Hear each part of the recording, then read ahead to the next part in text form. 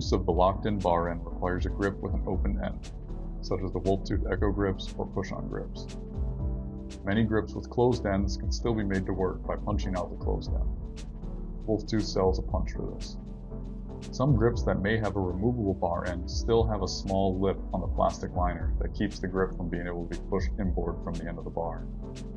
We recommend removing this lip by sanding it off using a Dremel tool.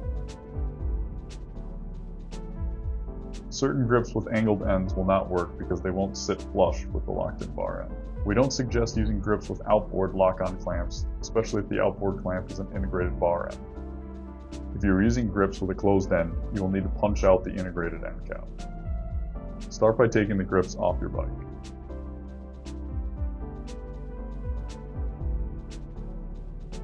Find a piece of wood to use as a backer. Do not use the punch on a nice countertop or straight onto concrete. You need to be on a firm surface though. Insert the punch into the grip and place the end of the grip down onto the wood. Use a hammer to hit the end of the punch. Use firm hits until the punch has gone all the way through the end of the grip. Place a hex wrench through the holes in the end of the punch to pull the punch out.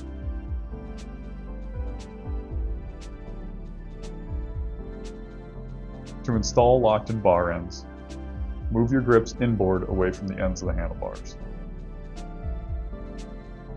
Make sure that the hexagonal pieces of the cap and wedge are interfacing before you install.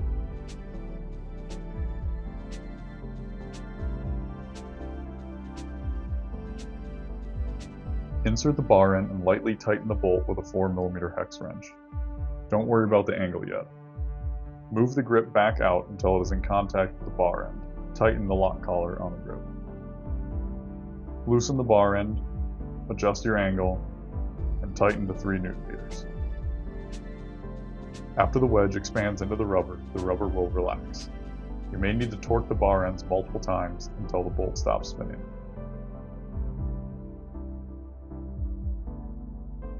The locked-in bar ends can be run at a variety of angles to match the position of your hands, the position that feels most comfortable, or the position that provides the amount of support you are looking for.